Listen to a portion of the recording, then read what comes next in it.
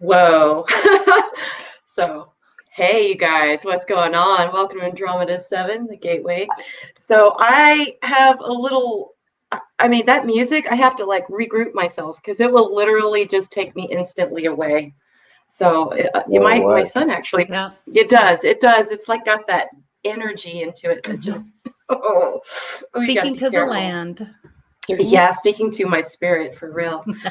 So you guys, thank you so much. We have a very, very, very special show tonight for everybody. So we have Kieron, which is Julie Ann's nephew, correct? Okay, so we have a very special guest with us tonight, and we will greet him.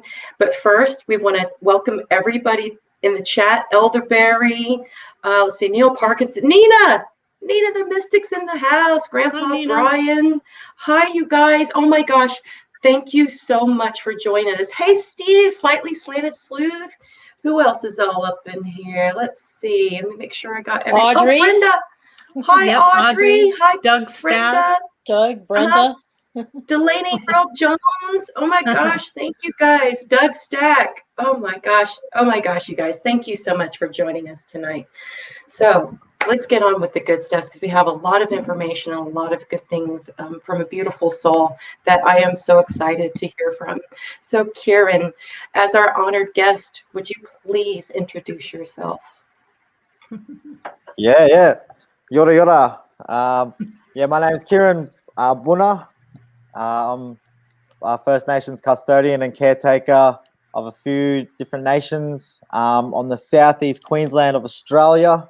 I'm a Quandamooka, Kullilli, and Wakka Wakka man, which is comprised of different nations throughout Queensland mainly, and just over the border into the New South Wales Northern Rivers region through my grandmother's bloodlines. But yeah, thank you for having me. Oh my gosh. We're so happy to have honor. you. It's such an honor. It's such an honor. Now I know you have a restaurant there too that does, the local, you try to source everything locally. So like what kind of spices, what kind of dishes do you create? Yeah, so as you said, I've got a First Nations food business where I showcase and create food using ancient and old techniques from the land and the sea and the sky, and infuse flavors and ingredients that I foraged by hand from the land. My people and my tribal people we still eat custodian, sort of the old original animals. So we still eat kangaroo. We still eat emu. What's your favorite dish? What is your favorite dish? What do you love to cook and make and to eat? I love all hard one, huh? All of it. Seafood, right? Seafood. I love seafood. Yeah. I live by the salt water. It's connected through the salt water through my grandmother, and then the fresh water comes through my grandfather. So in between, I've got the both salt and fresh blood. But living on the coast or a coastline, accessible to pristine seafood, because Moreton Bay, where my people are from, it's one of the oldest pristine bays in the world. Yeah. Wonderful. Wow. And it still holds. It's your grocery store right out there, huh?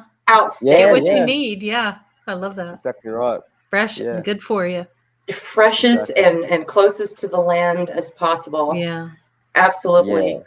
That is just it's a dying art, it seems. So to have people, continuing the old ways, the original ways, is so refreshing and liberating and energizing to hear that that's still going on. It kind of just gives us a little bit of hope that we still have this deep sacred connection to how we, interact with the earth and the land, and how we consume and recycle all of that energy.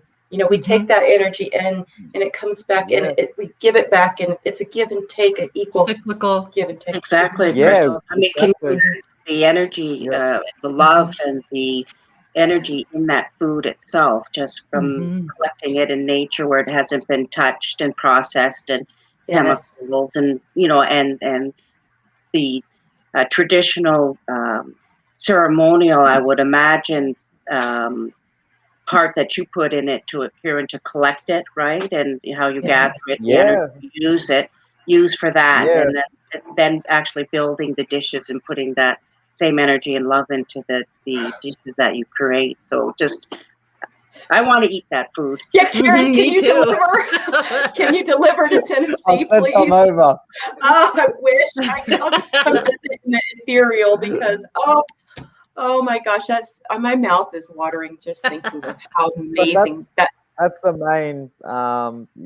main law that our people within Australia and the First Nation custodians of the Aboriginal and Torres Strait, the first and number one rule is only take what you need to eat. So it's only killing to eat or harvesting to eat, and it's living in that sustainable balance with the law system and the sacredness behind the animals and the things that are growing those animals, and the sky country and the earth country and the sea, and how it all intertwines as one law.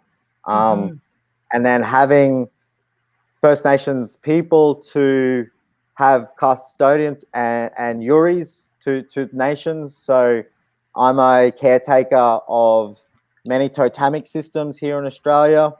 And this is a system that was put in place 1,000 years ago, since time immemorial, where the animals were treated with respect, the land was treated with respect, the sea was treated with respect, the sky, all in balance. Because when you have the totemic animal to honor, it's always making sure the other person that would want to eat that food or gather that food or hunt that food, it would be doing it in the most harmonious way that could be. And it's all that system and that law. When we talk about law here in Australia, it's LORE. So, and it's the big system which we fall under. Yeah. You're definitely related to Jules. Yep. Oh yeah. Well, as stewards, we're supposed to steward and have a relationship with our mother. So we are an integral part of all of these systems, and we are to honor and respect what we do to get that energy and to give back some of that energy in a harmonious way. So I think it's an integral part of being a good human being, as understanding how the land is producing, what all the beings that it takes to produce it, and how you are at like this pivotal point of stewardship and accountability, responsibility, not taking too much. I mean, I lost almost 40 pounds just by eating from the land and not eating stuff from the store so much. I mean, I very infinitesimal from the store and so much more your from own the gardens. land. Yeah. I did similar journey. Yeah, it's only Jules. I was a young fella, pretty solid. And he went back to country, didn't you? He went he was born in the town where I am, and then he went back to his grandmother's roots, which is the island. Not my mother, but his father's side of the family.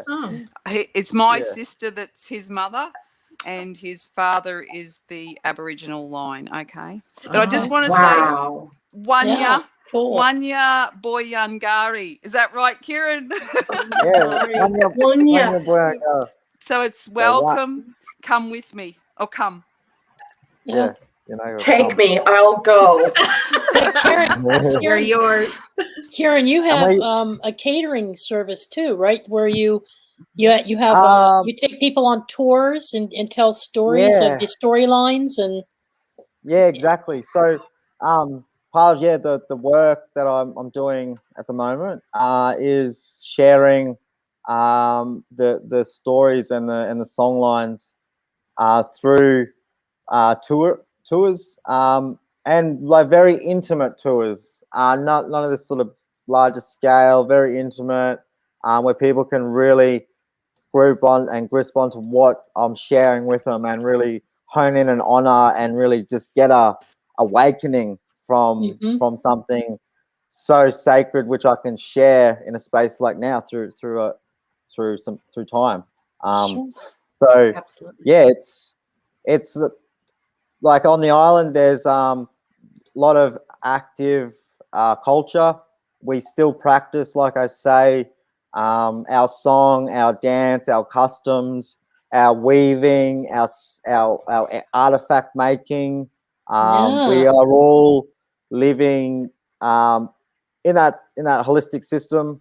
But we obviously, with interruption, we've through time, there is a bit of change has happened, with the culture, which we've seen all around the world. But we're bringing it, it's slowing down again, which is that really nice for the mother, and for what we say in our language is the Nari Bujong Jara, which is my mother Earth.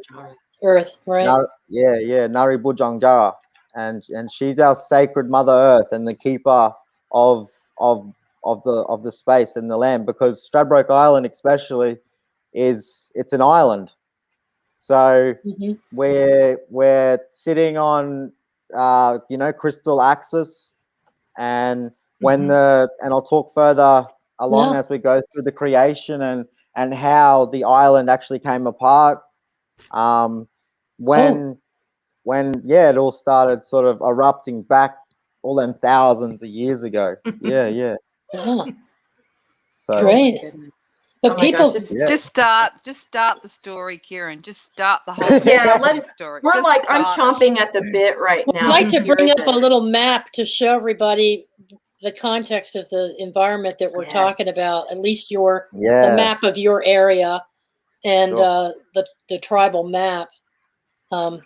Then that's you with your tattoo of your tribe around your neck. Your aunt sent us that picture of you. So with Australia now, we it's a kind of you could say maybe scarification, because we have ceremony within Australia, but on the East Coast it was lost due to colonization, and the practice of tattooing came in. So for a lot of First Nations mob within the coastlines, a lot of people hold their tribal names on their chest, which is called our juka, and it's our shield that's built inside of us when we're born onto the earth world, and that's what gives us our strength and our ownership and holds us up, and integrity. That's exactly. It'd be like your breastplate, I guess, right? Yeah, exactly right. Yeah. So it's it's where all of your we call it's our juka, as such. Yeah. And this is more south from you. Just below you is the coastline and the mountain ranges, and the Buffalo Mountain State Park or National Park. Look how close that is to Tasmania. Wow. Yeah. So some of the different tribes down that way, right, Poonah? Yeah. So this area is it's a lot of the Arang people, and then within this tribal area there was a lot of First Nations areas, and they all took their name. So I'm a Quandamooka, Kullilli, Wakka. They taken from the Arang. So they have the Warang, the Darang, the Marang, the Wararangang. And it all takes from the different country where you are. So in Australia, we have over 350 First Nations lands. So up here on this map, we're not just one nation. Every, for instance, 10 kilometers or 30 miles you go into someone else's territory or nation. So similar to First Nations America with the Indian, with all the tribe and their states, we similar with our groupings, and our language changed as we went to different groupings. Yeah.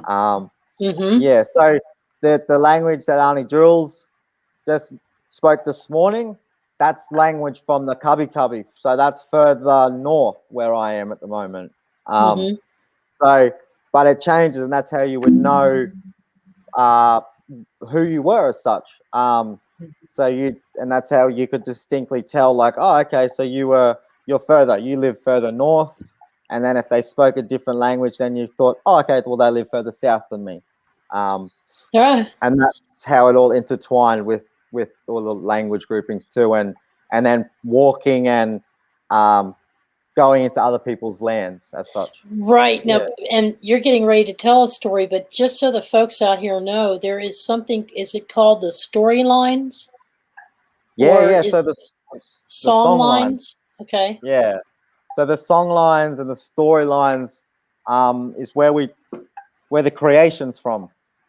So this is back to the beginning of time.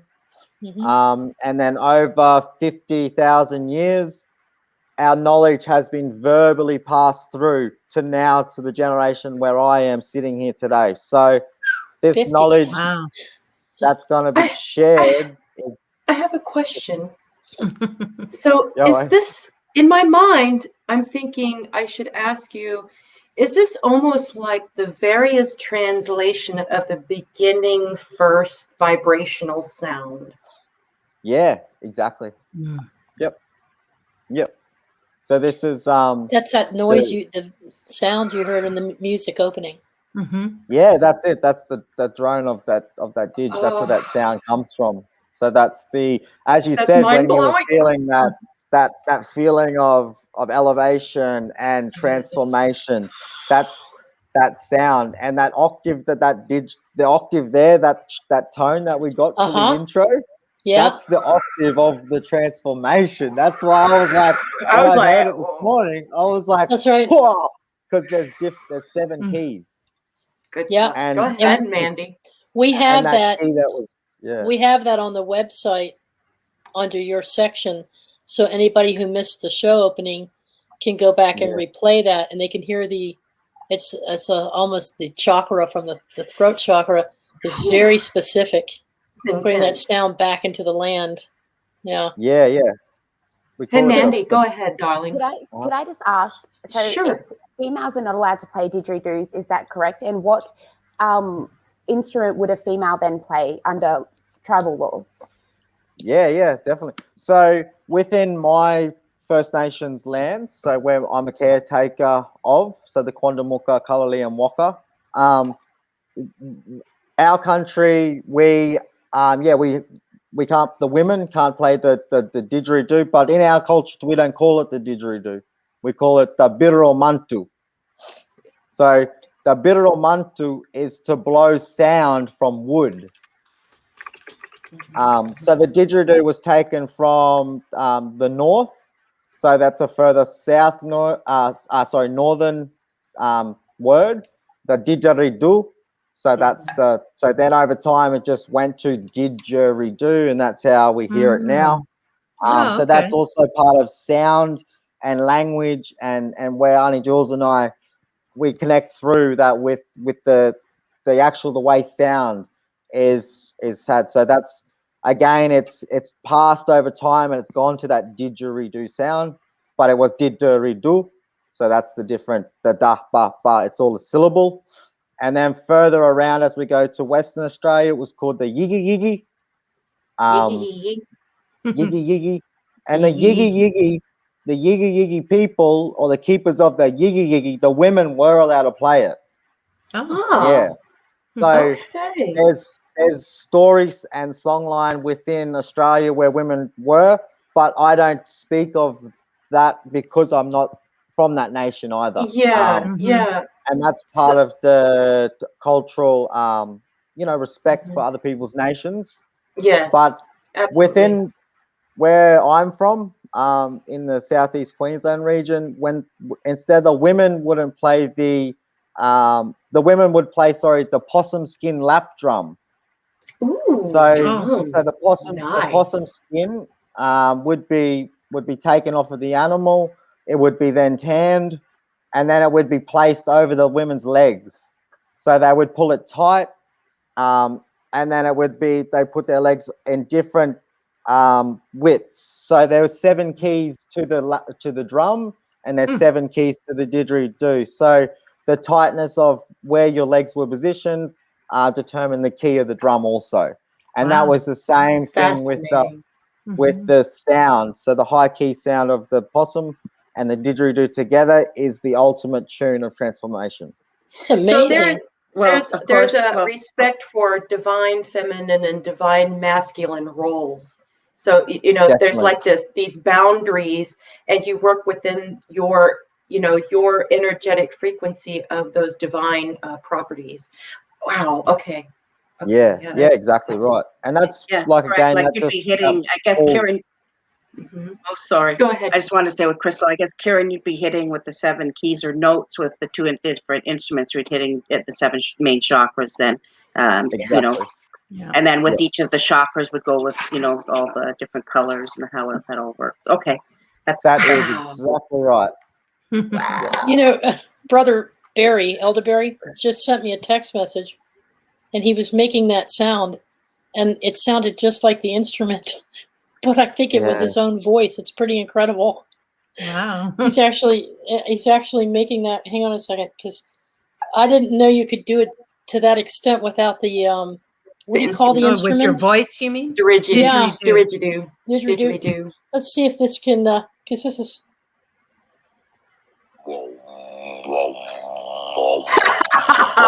That's Barry. Now listen. Wait a minute.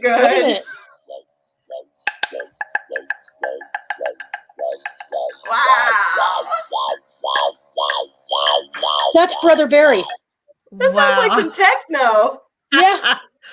Sounds like some techno I've heard. I've never. Yeah, I mean that's pretty spot on. When you say secret talents. That's pretty cool. Fantastic. Yeah. He's a one-man band. Elder Barry. That is too awesome.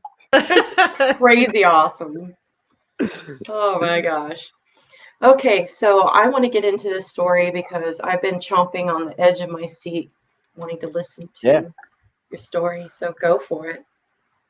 All right. So what I'll start off firstly with another like an introduction that we do for everyone before sort of we get into sort of ceremonial talk and sort of that higher dimension of talking in that space. So I'll just I think this should work. Can you hear that one? Oh yeah. Yep.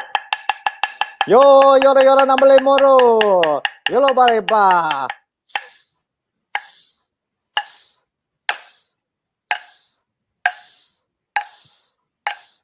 Garing and dana me a jojamo pero no garing dana me a jojamo pero no garing and dana me jojamo pero no garing and dana me a jojamo pero no gaya man marang gay Yaya man marangay jago gunya no Yaya man marangay jago gunya no pa prr da prr jakik. That was awesome. Awesome. Oh, that was incredible. Wow, that gave me some goosey bumpies. That's incredible. That song there is from my great grandmother's country through the Wakka Wakka bloodlines. Wow. So that song is almost, I could say 900 to probably 1,000 years old. Wow, such a privilege to listen to that. Thank you. And it's been passed through and then through and so on and so on and so on. Wow. To the next generation. Yeah. Incredible. Oh. Yo, wait. So as I said, when we're on Stradbroke, we say yura, So that means to sort of say hello and welcome. And then when I'll go through and talk through language and like the creation story.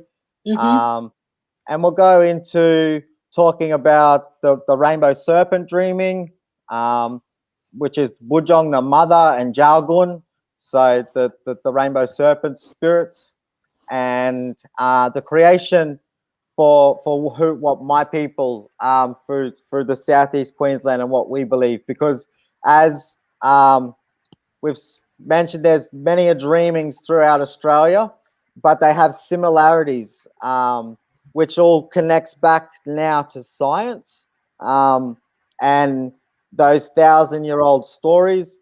We're now seeing with the technology and the things that we can work with, to see that it's actually coinciding with the science and the 1,000-year-old stories. So, So firstly, I'll just sort of explain, who I am, my people, so on. So like Auntie Jules said, my father's a First Nations caretaker, and an Aboriginal man, and Auntie Julianne's sister's my mother, Vicky, and I grew up on Gubby Gubby country, where Auntie Julianne is, up near the sacred birthing pools, where and the sacred country, which connects back to where I am, and I do my work from, and sort of living in that region until I was a teenager, and then decided to move over to where my grandmother's from,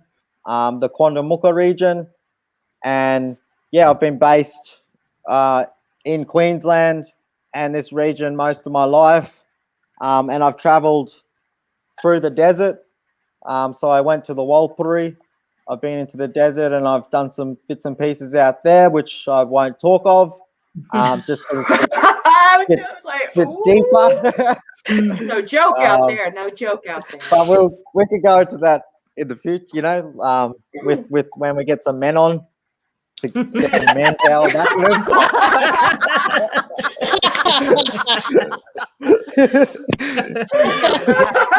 We're supposed to have another guy on here with you, but it didn't work out. So. It's all right, Kieron. You can hold your own, love. That's right. Oh, I can.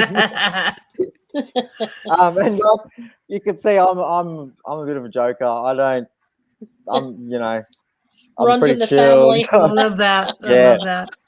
Runs in the family. What type of artists are we? I would love to be sitting around a campfire with you and Jules. Non-stop laughing. I'll tell you Our what. cheeks would hurt. Our bellies would hurt. Our cheeks would hurt.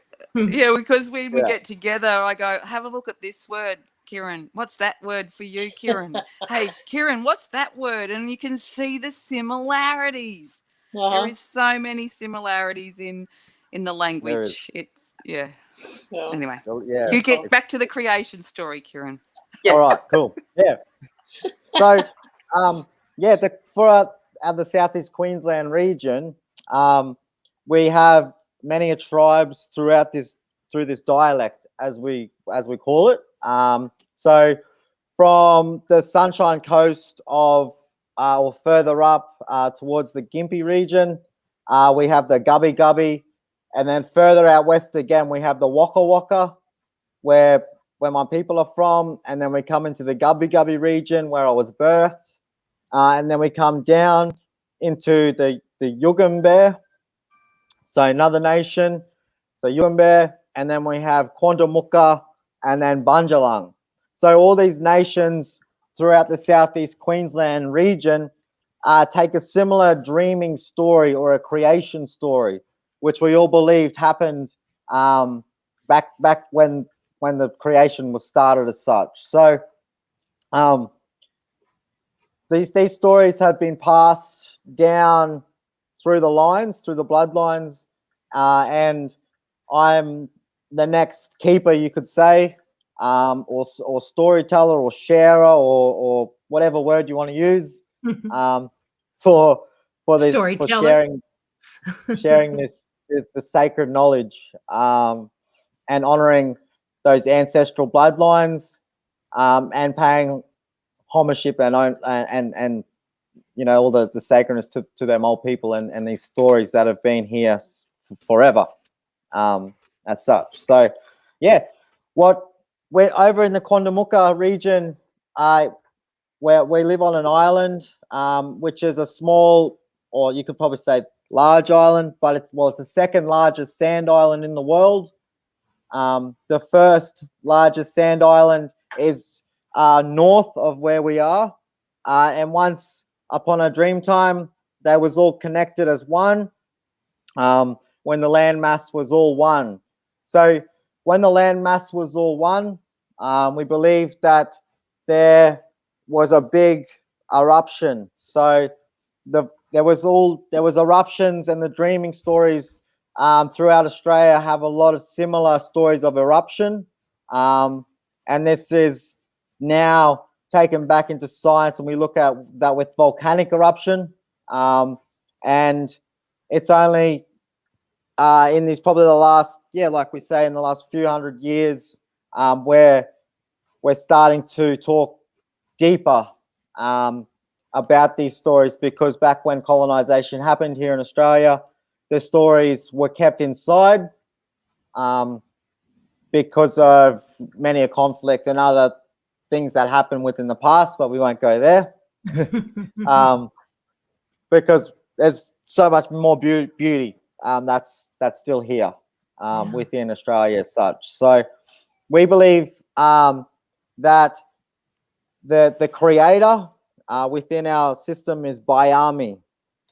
So Bayami is the creator and the spirit keeper, and he was the one that kept he was just the sky creator as such, and we believe that he had sons. So he had 3 sons that were with him, and they were of the spirit and animal world.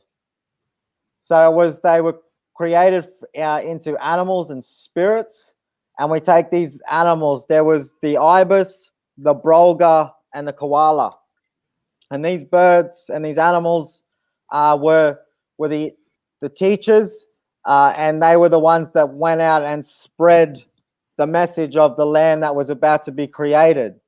And over time, as they went through the land, they spread through the land, and they planted their creations.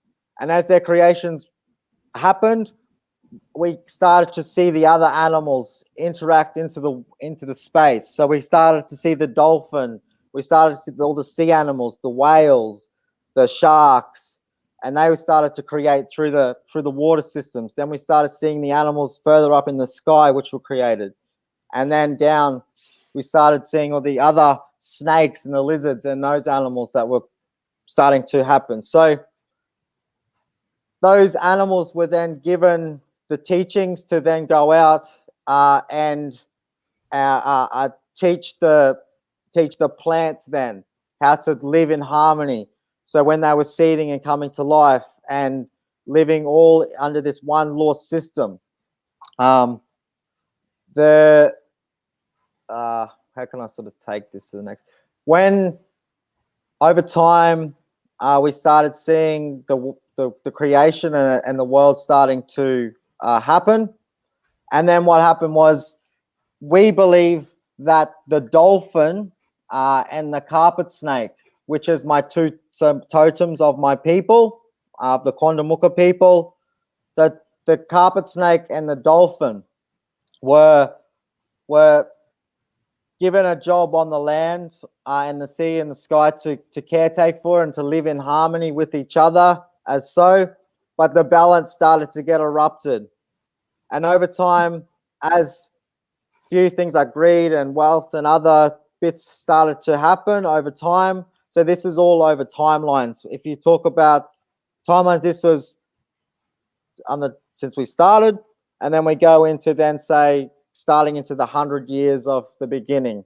So then over the next 100 years, the 2 brothers, they weren't living and caring for the land on which was being created here. So Bayami, the creator, he called to the other spirit spiritual keepers of the sky country and the other animals, and he said, what are we going to do about the dolphin and the carpet snake? They're not living in harmony with each other. They keep taking from each other. They keep stealing, and all those the laws which were never to be activated as such or created. And what Bayami, the creator, decided to do was he would turn these men, he would turn them into humans. And this is the next phase. So we go further along, and this is where now we start seeing the human form. And he decided that he would take these two animals and turn them into humans.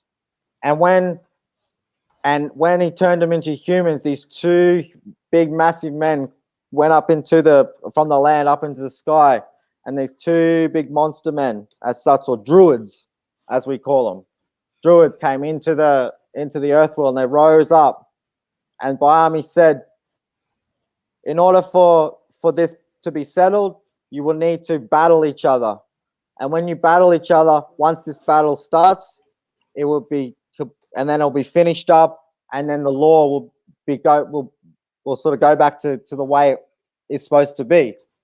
So Bayami rose Kipandinki and Yuludara. So in our language, Kipandinki's the snake, and Yuludara is the dolphin, and he rose them up into the sky and turned them into men.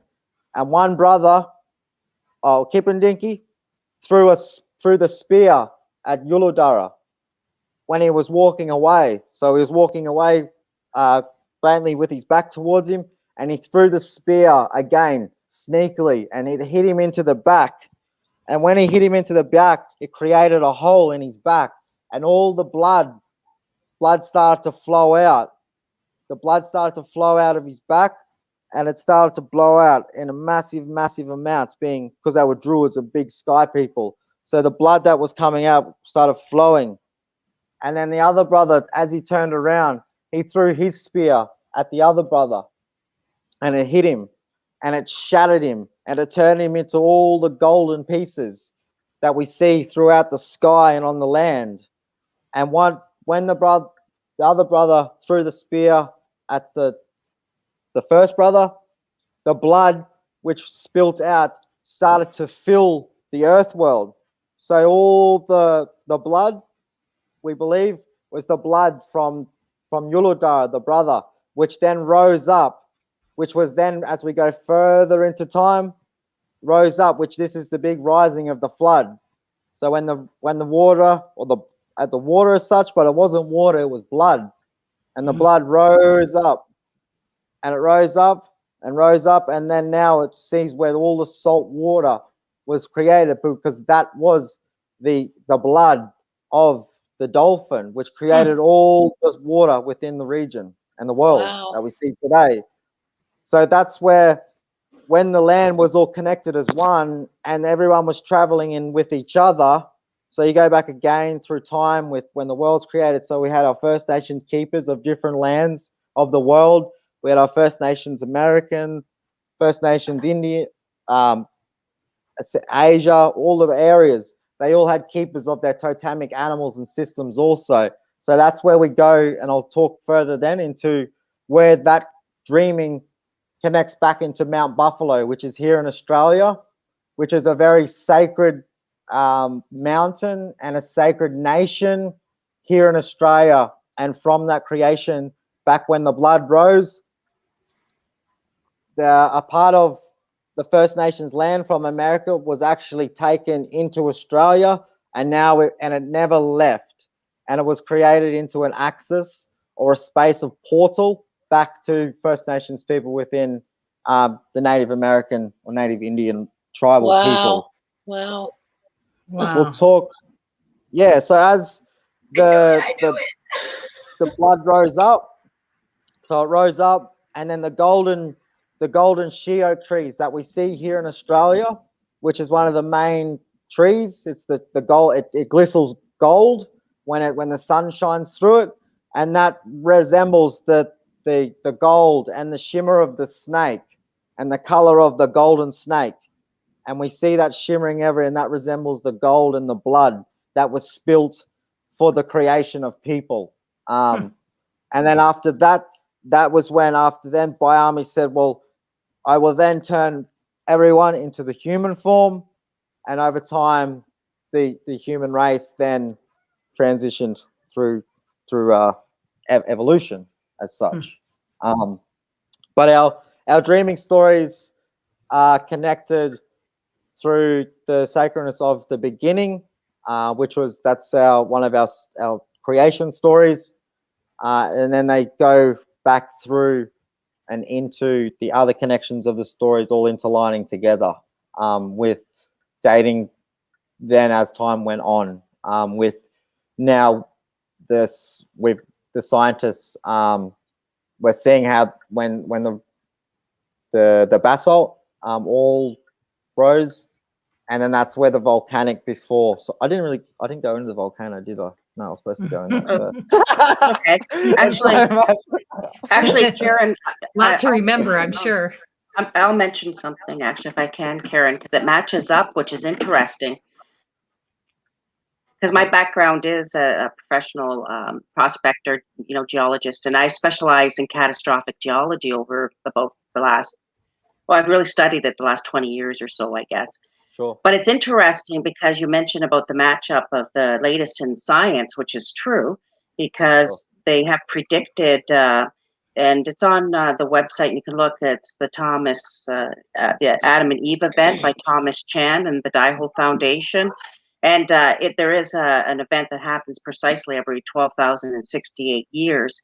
And the way that it's scientifically in these papers, and there's lots of sites about it, your story matches up exactly of what the results were from the catastrophic event, from the micronova burst to how the gold was formed here, because I know about gold a bit too, and as far as the fire, the volcanic activity, how the little glass beads would have gotten there, and just your story, and how the water then entered the situation, and that they go right into the science, and so your stories match up exactly, actually, from what I read in the science papers, from like a major catastrophic events that have happened. Yeah. I have a Nile, excuse me. He's saying this creation story is very similar to all creation mythology, different but ultimately the same. A destruction of one's own family to create the heavens or the earth. That is true. And this, though, it goes back 50,000 years or more. Whereas the other history that we have for other civilizations, I don't even think we've gone back as far as 30,000, have we, Kieron, for sure? No. They're all around 11,000 to 15,000. Yeah. Well, 12,068. Right, but this is going different, and then, but we do have it documented through the Sumerian tablets, and if you go in that, no, actually, we have it in Dead Sea Scroll, and different things. I think we go back quite farther now, though, depending what you're looking at. But this is actually handed down from family to family, I was generation just to going to generation. say, with Kieron and Australia being very old culture, and different ones in North America, and I talked to you, right, and believe it or not, it's probably the oldest stories, because we're talking the ones that were documented and have some kind of written form. And with that, when your stories, Kieron, and from any of the Aboriginals or Native cultures, like you say, they've been handing them down for thousands of years. Through songs and stories and traveling, and so it just wasn't documented. So you're right; they're probably some of the oldest, I would imagine, of capturing what happened in different cycles of the earth, for sure. It was so accurate what you described, Kieron, from what I read scientifically. I thought, exactly. Interesting. It resonates. Yeah, it really does. That happened. Because Earth is, Australia is solid. It's solid ground. It's what everything else broke away from us.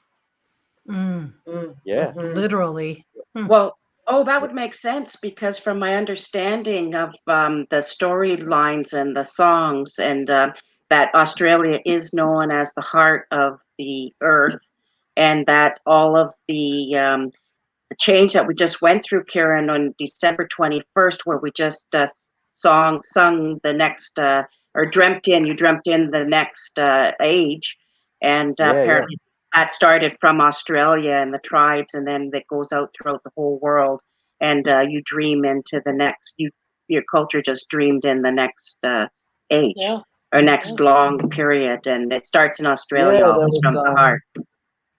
Yeah, there was a ceremony that took place. Well, there was the ceremony that that was interrupted many 1,000 years ago, which was finished up, and in words that we sort of say, we call it a finish up business, where it's literally whatever the business that had to be done could be initiated, and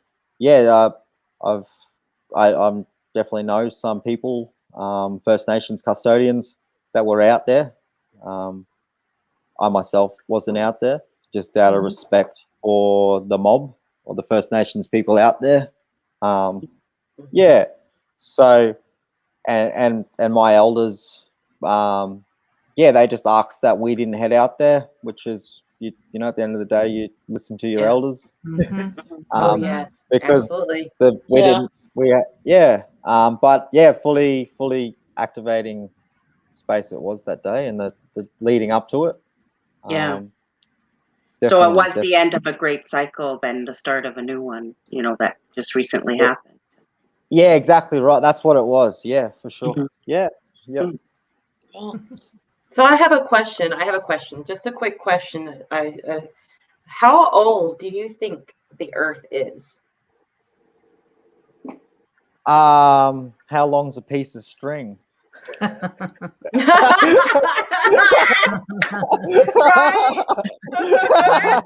That's clever. It could be anything. It could be, there's some people that think it's only, 4,000 years old, and,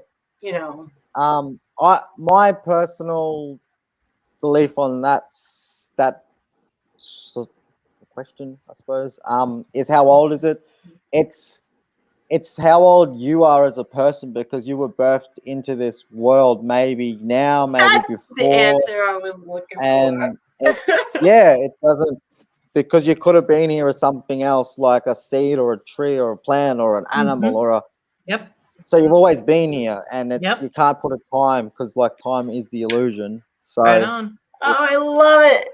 There's the answer I was looking for, Kieron. Resonates. Sure does. Yes. That resonates. Yeah. Beautiful. Yeah. Beautifully said. Perfect. Yeah. So how do you think what is that connection then with the Americas? I know all of your tribes have a different take on that. Yeah, so everyone, I shouldn't say everyone, because I shouldn't speak of other, but a lot of First Nations mob in Australia, when I say mob, sort of meaning the clan groupings, there's a lot of story with similarity around the Mount Buffalo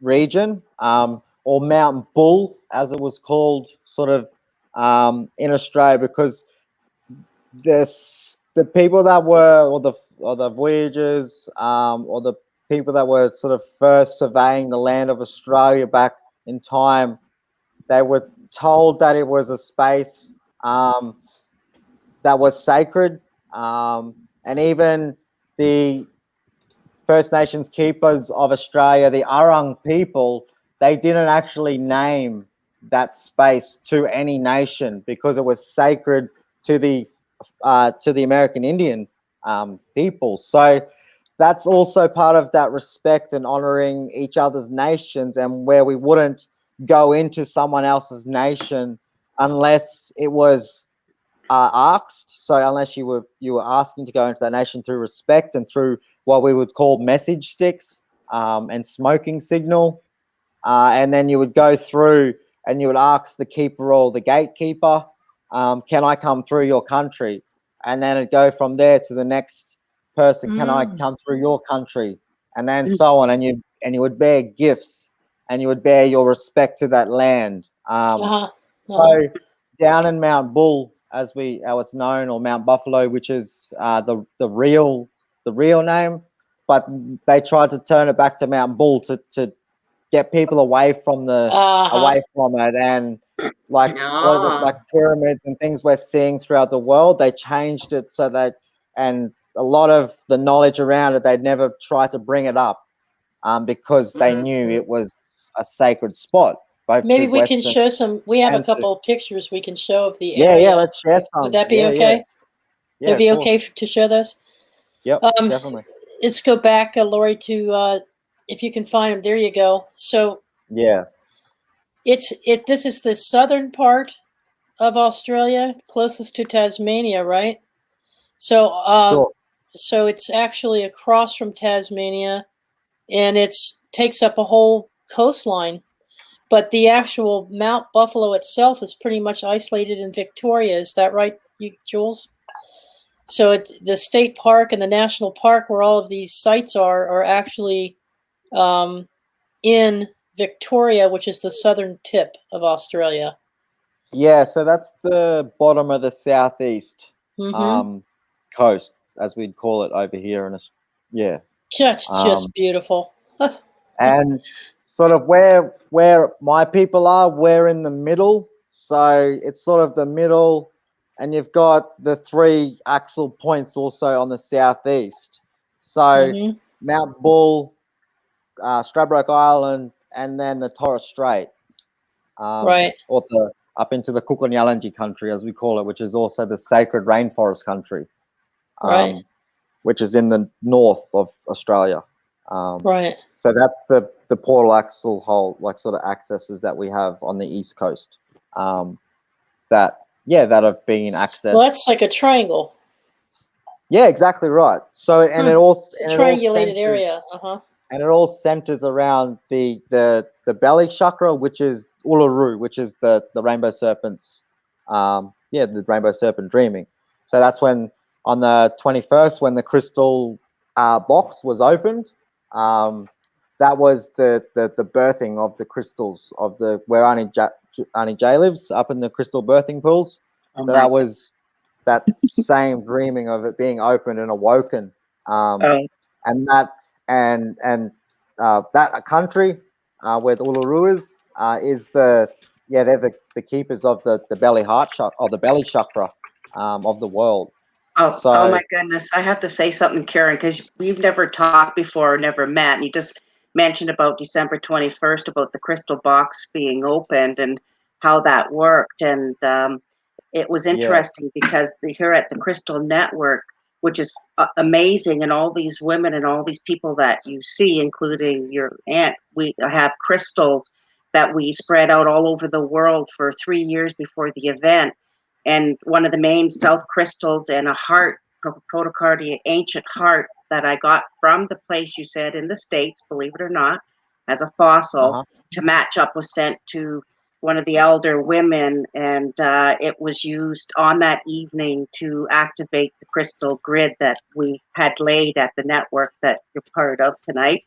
And it started in Australia on the 21st and went out to New Zealand and around the world, and all to the crystals that were placed right up to almost the Arctic where my North Point was delivered.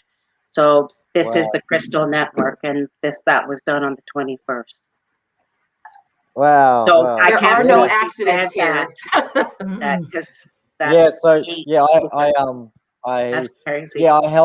I held ceremony space up here at Mount Bippo. So Mount Bippo is it's 65 meters above sea level, and that's where I held ceremony on that day. It's the highest mountain on our side of the coast. Amazing. And we walked up for a day and a half. Yeah. Oh my goodness. Yeah. Lori, do we have the pictures of the cathedral rock? Yeah, that's the. Yeah, there we are. Yeah. Oh. And, the other side of it, there's another photo that that's the plateau, and then that's the overlook. That's okay. That's all part of it leading up to it, and then keep going because you'll get the sunrise. Keep going to the next one. There you go. And that is one of the areas. That's Yeah, so the that's the cathedral. cathedral. Mm-hmm. Yeah, as it was called. And then We the call next this one Mulunga. Yeah. Mulunga. Yeah. Yeah, and this is the back downhill side of it, which is the believed to have been the celebration area at the base of it. And then to the right, Kieron, do you want to, in the lower right-hand corner, the picture in the right, you'll see an opening. You see the opening? That is believed to lead, next slide, to Stonehenge in America. What? This is the American Stonehenge. This is the, goes back, it's not only related to that, but it's also related in a direct alignment with the Phoenicians, if you watch Scott Walter's program. But this is America's Stonehenge, and this is Australia. So they believe there was a connection made that way. That's exactly right. Yeah. So, yeah, that the Mount Buffalo, or Mount Bull, as it's called here in Australia, connects back to Mount Buffalo back in the States, and that's at the mind the pronunciation, because I'm not First Nations Indian, but it was the Arapaho. Arapaho? Yeah. So Red Feather Lakes, the Rocky Mount, that sort of similar area, there was access, and that's the deeper side, which we can talk on.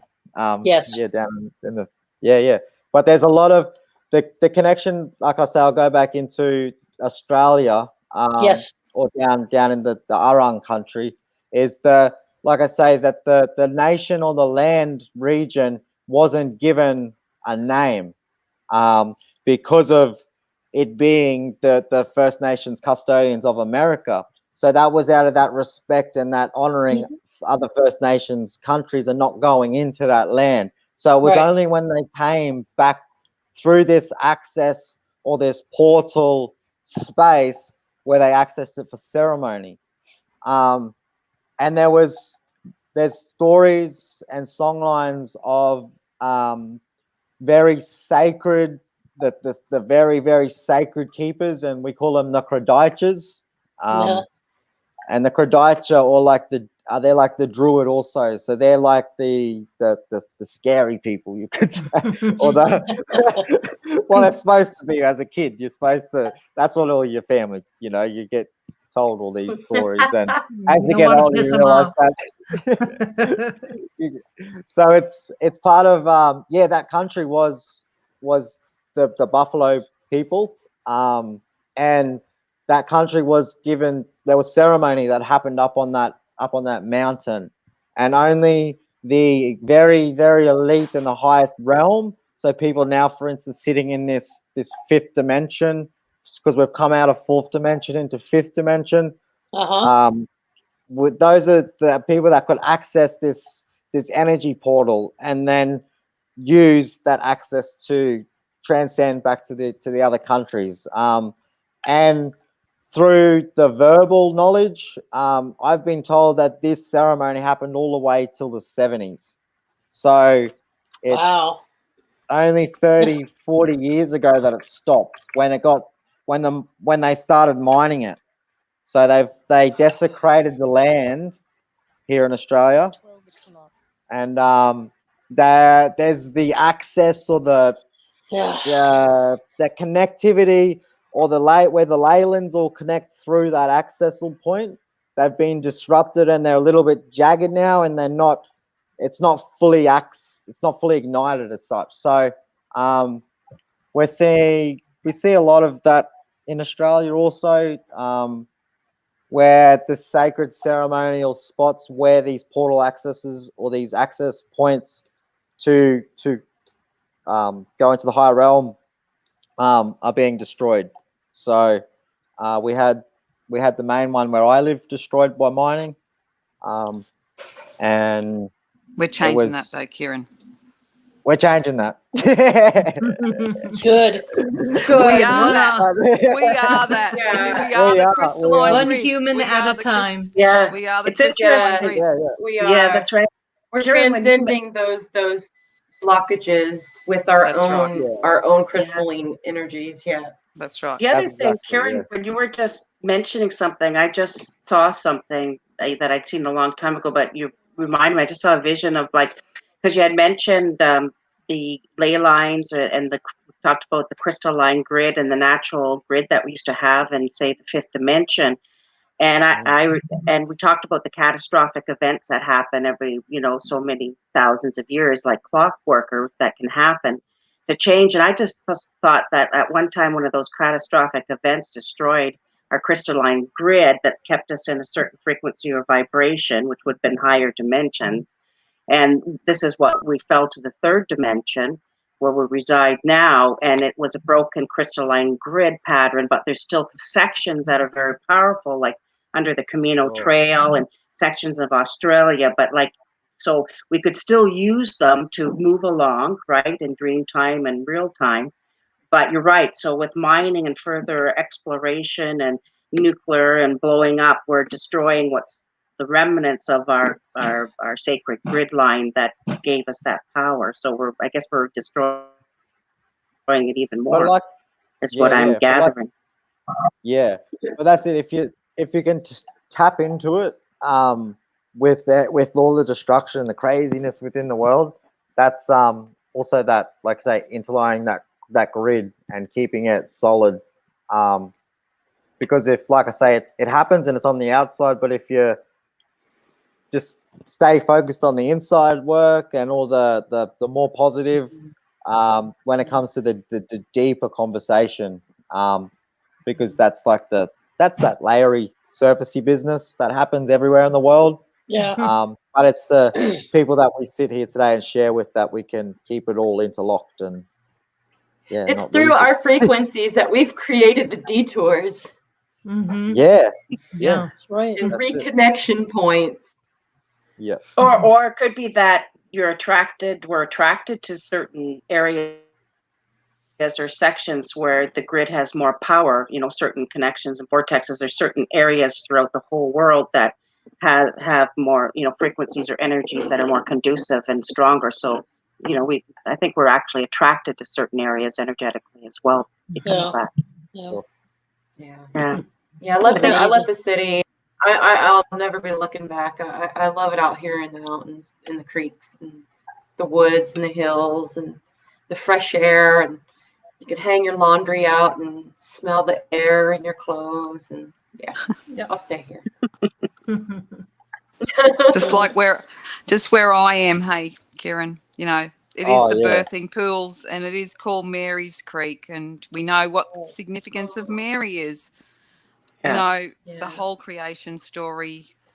Like it is a Auntie special Jules and I spot. were going through that map. Hey, that's the beginning of the creation up there in a way. That's where it all sort of went. That birthing pool is where the snake laid one of her eggs pretty well. That's so it's because and also the gift of the snake being an egg bearer compared to any other. Like that. Snakes don't usually bear eggs until you're in Tasmania. Right. They bear eggs. Right. And then the significance of the jasper too, and the red, and what, with jasper, like a bloodstone, and supreme nurturer, and the red. Very significant. Red for blood. And water, right? You got the water with it, and the streams, right? You got the water combined with that. And the flow. Also the bopple, we were talking bopple, Kieron. The bopple nut, which is actually the macadamia nut. It is the area that tree. This is the area where I am. It originates from as such because it's called bopple. And what's the story with bopple, Kieron? Yeah, so that goes back into the bobble dreaming with the creation with Kipindinki and Yuladara, because when the heart sort of finished flowing out all the blood, the Kradaicha man decided that he would land the heart in Poonah, or Poonah as it's known now here in Australia, and they and they planted my name, and which is the heart of the dolphin also, and the bloodwood tree. So it takes, because it's the blood. So the creation from the dolphin, the tree, and the blood. So that's where I've been given my name, from that dreaming. Told you, Jules. I was a dolphin in a tree. There you go. I've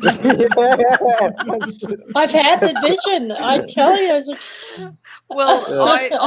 I haven't. I've never gone into being the dolphin, but I have a dolphin that's actually above my bed, and it's been there since we moved to Mary's Creek.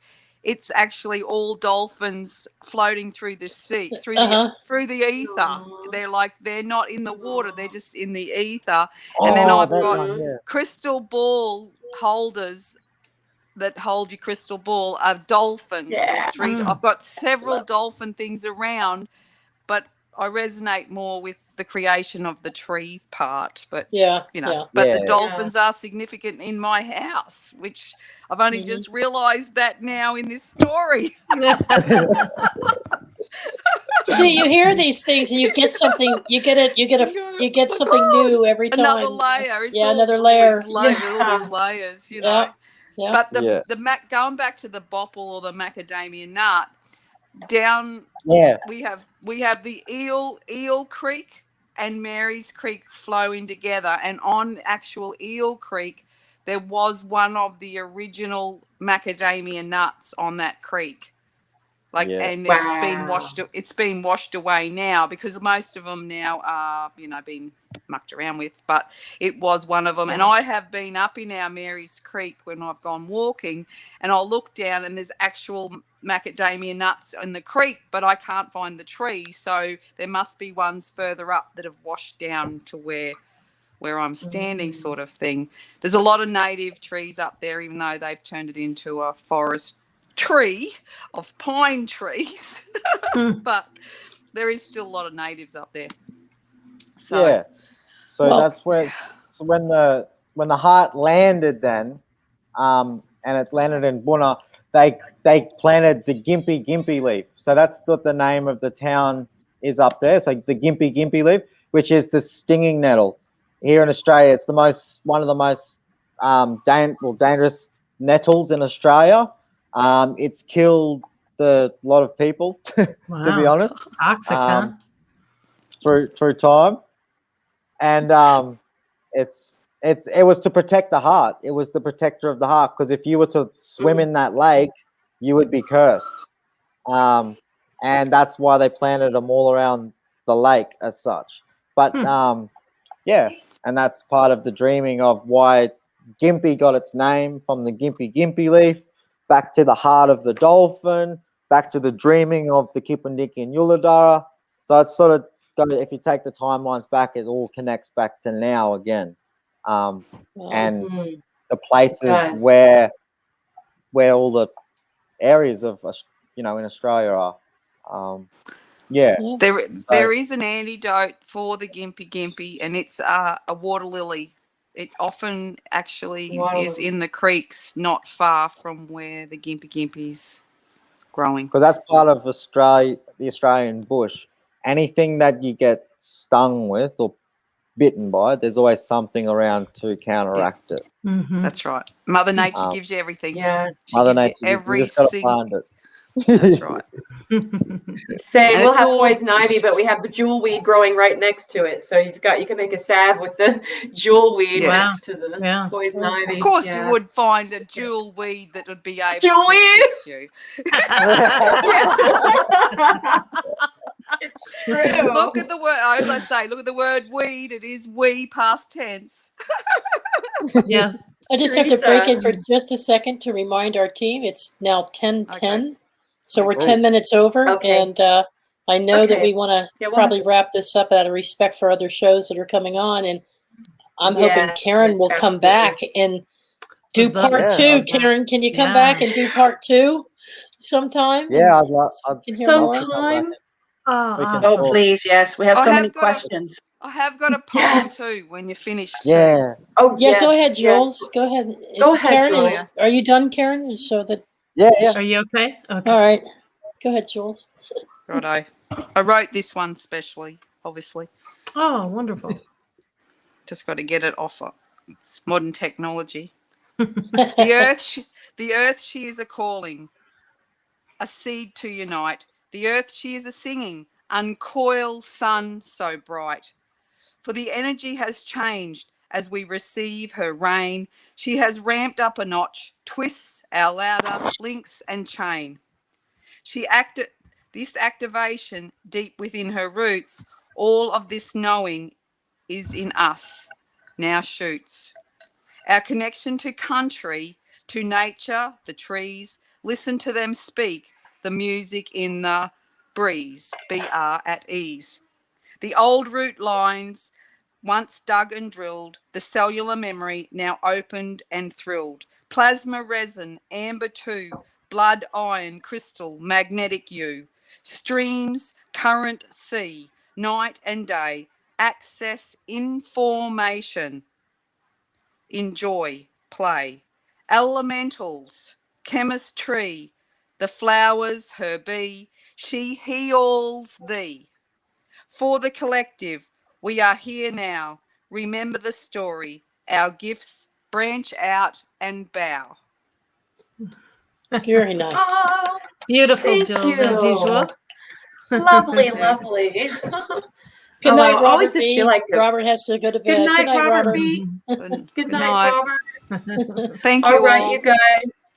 Yeah, thank you so much, you guys, for joining us. This has just been an absolute pleasure and honor. And I think that if we do a part 2, which that would be amazing, we should just have some questions, because I think we all have so many questions. So Yes. go into asking more about those things. So we appreciate you honoring us with your time and your energy and your gifts and talents. And we want to thank everyone for joining us tonight. We hope you really enjoyed it. Let us know what you think. Leave us an email, and also go to the Crystal Quartz Network and look through and see about the stories. And I believe you also have, there's a spot in the Crystal Quartz Network where you can find Kieron's information on his business. Absolutely. And that link is in the description for you folks. Yeah, we just showed it a little while ago. So and he's doing a dinner soon, aren't you? So just slip through that portal and turn up at his dinner. There you go. There you go. Oh, that'd be awesome. So Friday night we've got Esoteric Egypt with NEXT from Adept Expeditions.